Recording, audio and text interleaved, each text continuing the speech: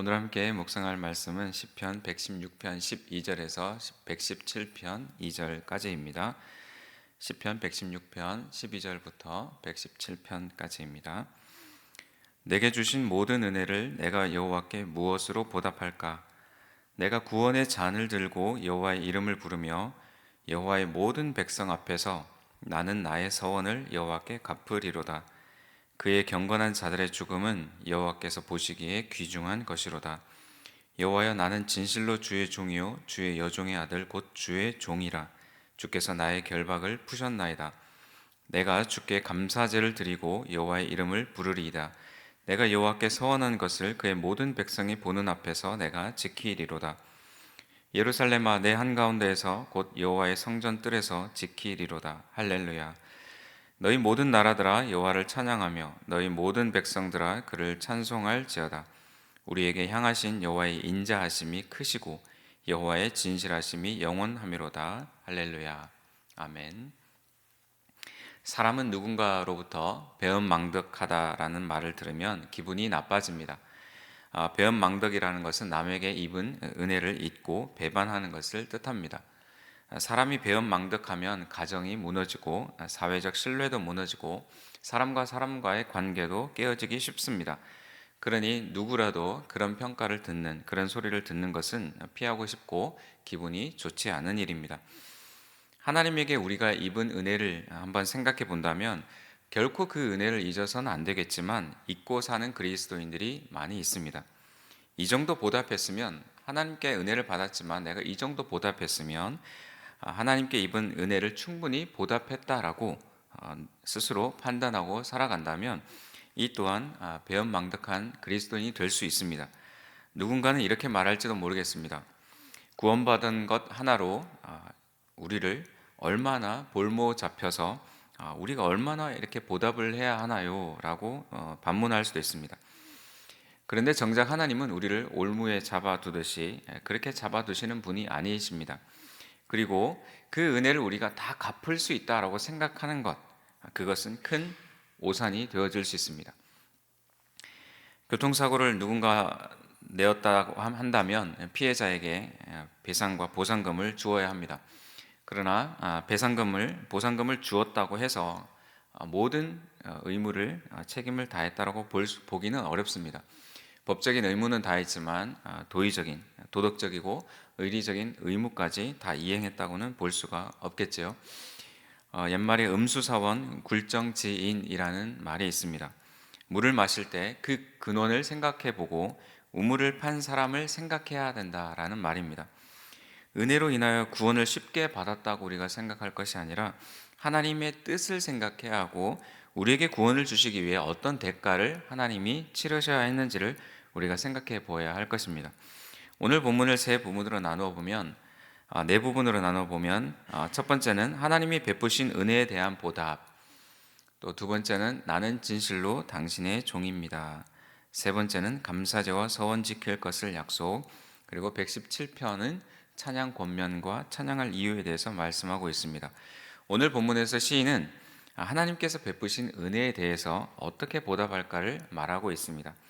올해 마지막 주일 또 아침에 한 해 동안 우리에게 베푸신 은혜를 생각해보고 우리 또한 어떻게 보답할 수 있을지를 묵상해 보기를 원합니다.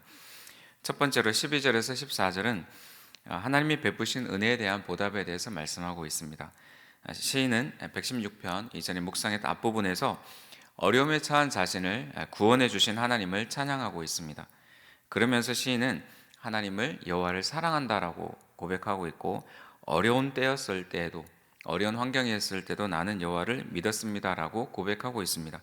12절로 넘어와서 시인이 이렇게 말합니다. 내게 주신 모든 은혜를 내가 여호와께 무엇으로 보답할까? 이렇게 말하면서 베푸신 은혜에 대한 반응을 보여줍니다.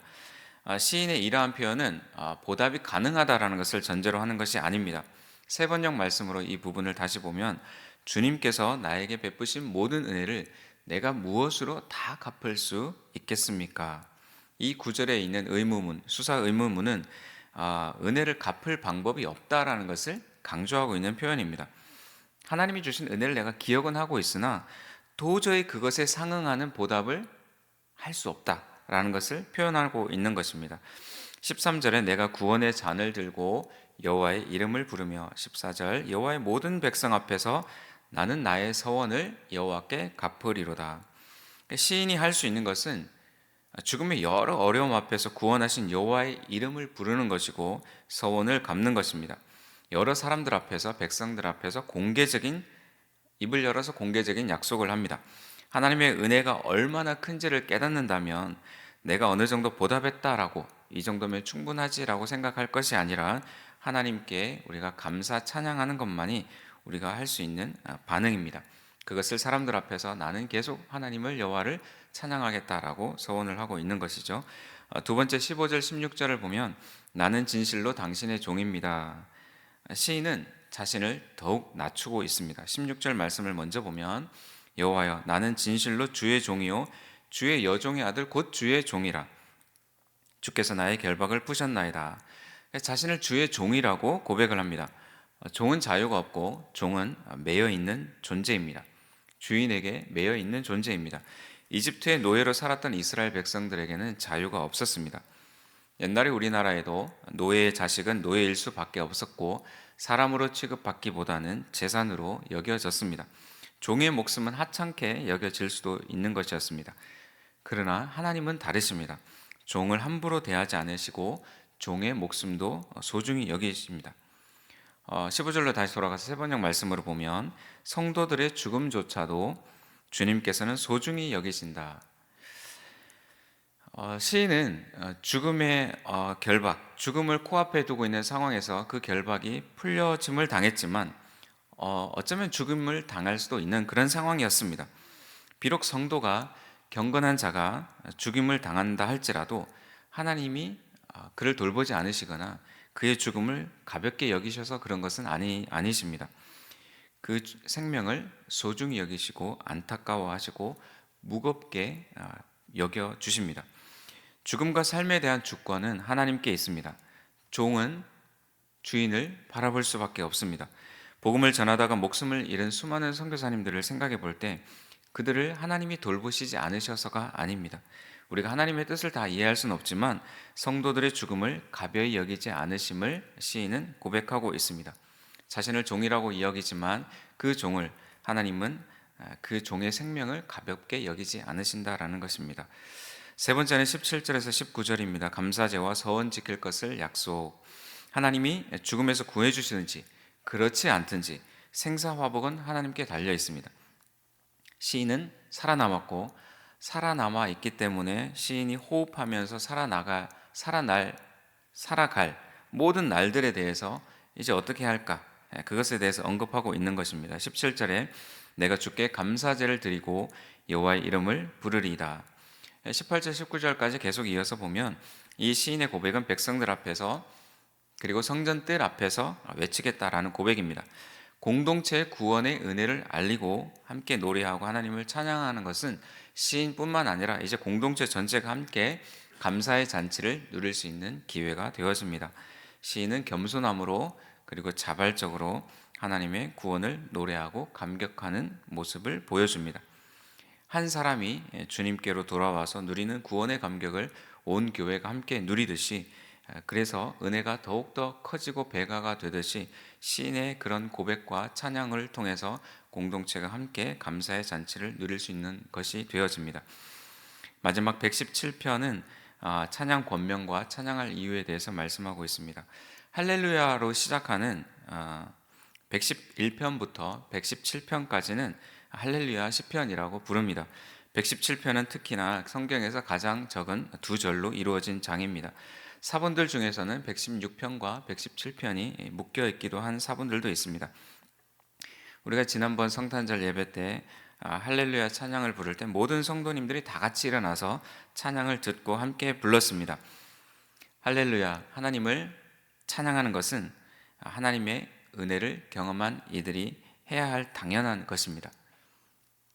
그러나 1절에는 그 대상들이 확대가 되어지고 있습니다. 1절 말씀을 보면 너희 모든 나라들아 여호와를 찬양하며 너희 모든 백성들아 그를 찬송할지어다. 이 선교적 선포는, 구약에 있는 이 선교적 선포는 모든 나라들이, 호흡 있는 모든 자가 하나님을 찬양하기를 바라는 그런 소망하는 표현이라고 할 수 있습니다. 모든 나라들이 여호와를 알고 찬양하기 위해서는 하나님을 모르는 백성과 민족들에게 복음을 전해야 할 선제적인 행동이 요구가 되어지는 것이죠. 사도행전 신약 사도행전 15장 11절 가보면 그러나 우리는 그들이 우리와 동일하게 주 예수의 은혜로 구원받는 줄을 믿노라 하니라. 베드로가 이렇게 고백을 하고 있습니다. 신약 시대에 본격적으로 이방인들에게도 은혜로 인해서 구원을 받을 수 있는 시대가 열리는 것을 우리가 성경을 통해서 보게 되어집니다. 2절 말씀에 우리에게 향하신 여호와의 인자하심이 크시고 진실하심이 영원하미로다 할렐루야. 우리를 향하신 변함없으신 사랑하심과 신실하심은 영원하고 또 변하지 않으십니다. 우리는 때로 그 사실을 잊기도 하지만 우리가 함께 서로 그 은혜를 잊지 않기 위해서 영원하시고 변하지 않는 그 사랑을 하나님의 은혜를 찬양하고 외쳐야 할 것입니다. 말씀을 정리합니다. 시편의 많은 시들을 보면 내 입을 열어서 내 입으로 찬양한다는 표현들이 많이 등장합니다. 우리 각자의 입을 열어서 목소리를 내서 하나님께 감사를 표현해야 합니다. 우리가 더 어떤 것으로 하나님의 은혜에 보답할 수 있는 것이 있다면 더 좋겠지만 우리가 생각해보고 생각해보아도 시인의 고백처럼 사실은 그것을 갚을 길이 없는 것을 우리가 깨닫게 되어집니다. 그래서 우리가 할 수 있는 것은 그 은혜에 대해서 감사를 표현하고 찬양하는 것입니다. 하나님은 우리의 마음을 아시니까 당연히 아시니까 마음으로만 우리가 고마움을 표현해도 충분하다라고 생각할 수 있지만 하나님은 입을 열어서 찬양하기를 소리내어 찬양하기를 원하십니다. 우리에게 입을 주신 이유를 한번 생각해 보자면 그 이유도 하나님을 우리가 소리내어서 찬양하는 것, 그것이 이유라고 생각이 되어집니다. 시인만이 누리는 감격이 아니라 사랑하는 성도님 모두가 누리는 벅찬 구원의 감격이고 또 그 구원의 감격에 반응하여서 또 은혜에 보답하는 그 마음으로 우리가 입을 열어서 많은 사람들이 들을 수 있도록 우리가 하나님을 찬양하는 우리 모든 성도님들이 되시기를 간절히 소망합니다. 하나님 아버지, 오늘도 말씀을 주시니 감사합니다. 시편 116편, 117편 속에 시인이 누리는 그 감격을 우리도 날마다 누리게 하옵소서. 그리고 우리도 하나님의 은혜에 감사의 찬송으로 보답하는 저희들이 되게 하여 주옵소서. 아무리 갚아도 보답할 수 없는 불가능한 것이라고 해서 말로만 갚지 않게 하옵소서. 우리는 주의 종임을 고백합니다. 모든 것이 주님께 있음을 고백합니다. 감사의 마음과 찬양을 드리면서 동시에 나는 주의 종이오니 내 모든 것을 가지셔도 좋습니다라는 고백도 함께 올려드릴 수 있는 성도님들 되게 도와주옵소서. 예수님의 이름으로 기도합니다. 아멘.